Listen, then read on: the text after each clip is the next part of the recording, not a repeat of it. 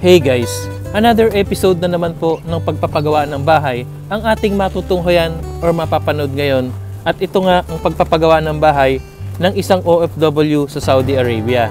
So guys, tunay nga naman talaga na pag tayo umalis ng abroad or papunta ng abroad, ang ating dadala-dalang baon ay ang ating pangarap para sa ating pamilya na mabigyan sila ng magandang kinabukasan.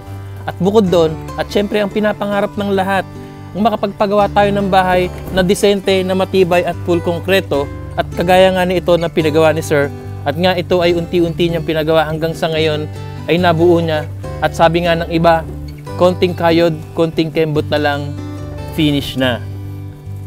So guys, ito nga po at binigay ni Sir ang kanyang detalye about sa pagpapagawa ng bahay na ito.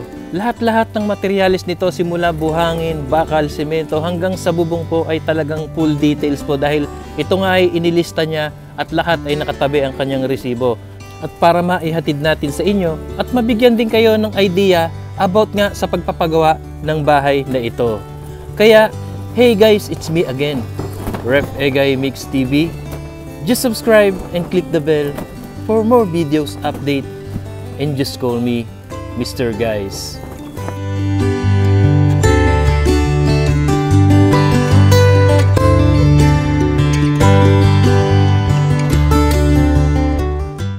So guys, ito nga po ang ating pag-uusapan ngayon, ang pagpapagawa ng bahay ni Sir Marvin Nator, na isa nga pong OFW sa Saudi Arabia na kung saan siya ay nagtatrabaho bilang isang factory worker.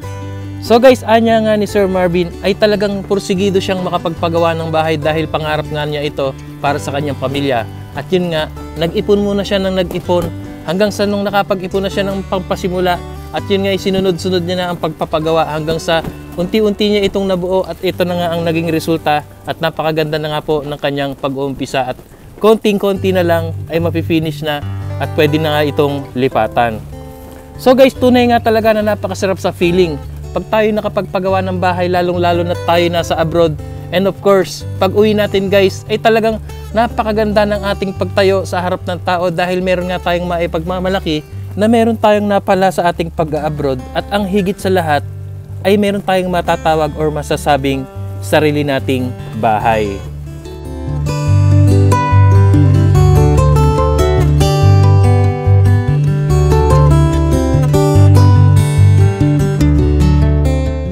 So guys, ayan nga at nakita natin ang pag-uumpisa ng bahay na ito at hanggang sa sila ay nagpa-file ng hollow block at nakita nga po natin ang lupa nito or setup ay naka-elevated po at kaya ito ay naka-tie beam dahil sa pagtatambak dahil kailangan po yun para ito'y garantisadong matibay. So guys, yun nga po, ayon sa binigay na details ni Sir, na ang sukat nga po ng bahay na ito ay 9.5 by 7 meters. Meron po itong 3 kwarto, kitchen and dining area, living room, toilet and bath, at terrace. So guys, ang sukat po ng terrace ay 2.5 meters by 5 meters. Ayun nga po at nakikita natin guys, solid na solid talaga ang pagkagawa nito at kitang-kita naman at sa ngayon nga ay nakabuo na yung structural ng bahay and then ito nga ay may biga na or beam. So guys, ito na nga po ang pangunahing materyales sa structural ng bahay na binigay ni Sir Marvin.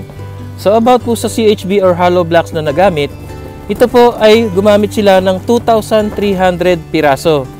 At sa lugar po nila ay nagkakahalaga po ito ng 12 pesos bawat isa. And then guys, about naman po sa simento, nakagastos or nakagamit po sila dito ng 220 pieces. And then 190 pesos po ang isa sa kanila. Medyo mababa po sa kanila. So ganyan naman ang simento, minsan tumataas, minsan bumababa. So guys, about naman po sa mga bakal.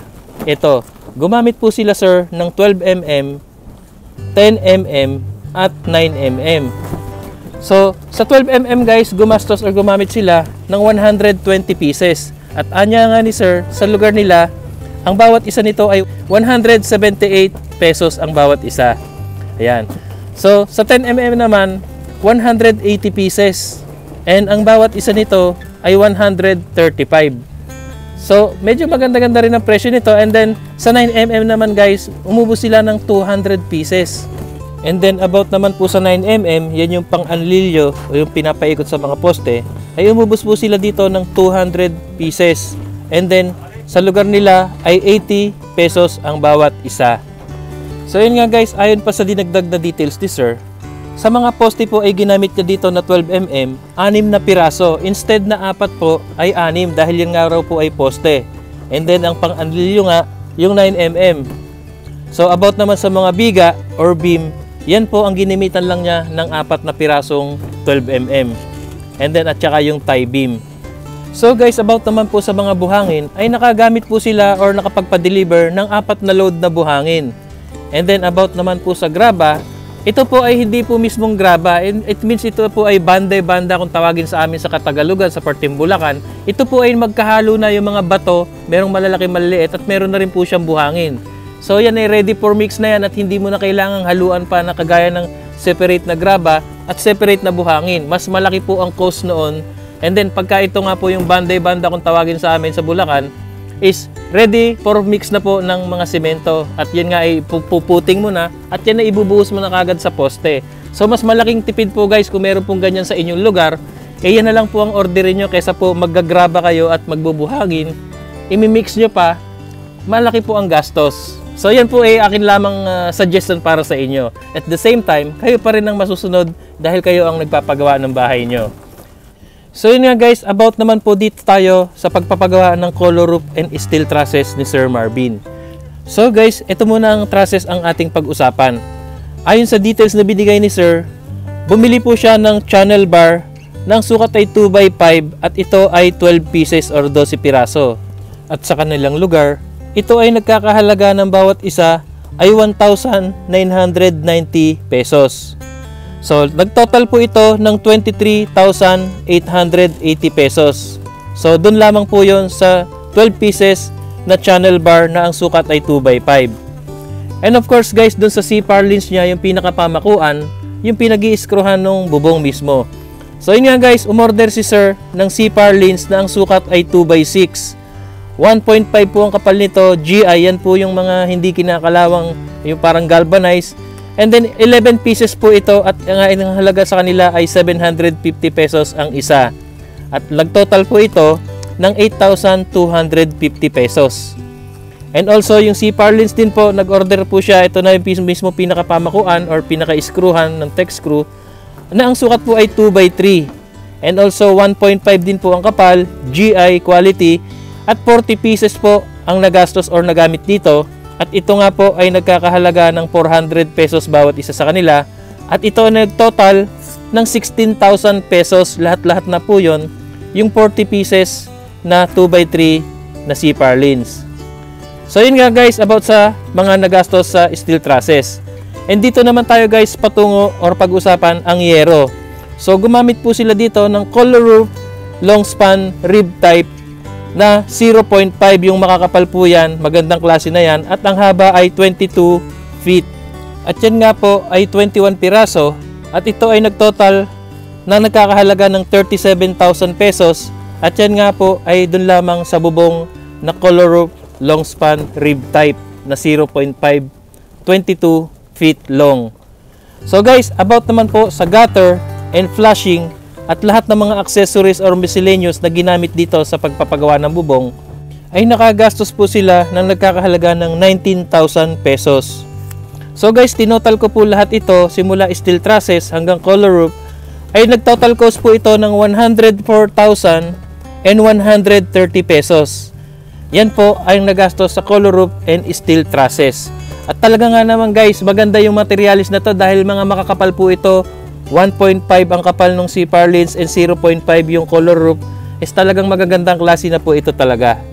So guys, ayun nga at nakita nyo talagang garantisadong matibay at sinigurado ni Sir na hindi papalpak lalong-lalo na sa mga poste at lalong-lalo na din sa bubong ay hindi basta-basta ito liliparin pag may marakas na bagyo dahil nga magagandang klase at makakapal ang kinabit na materialis dito.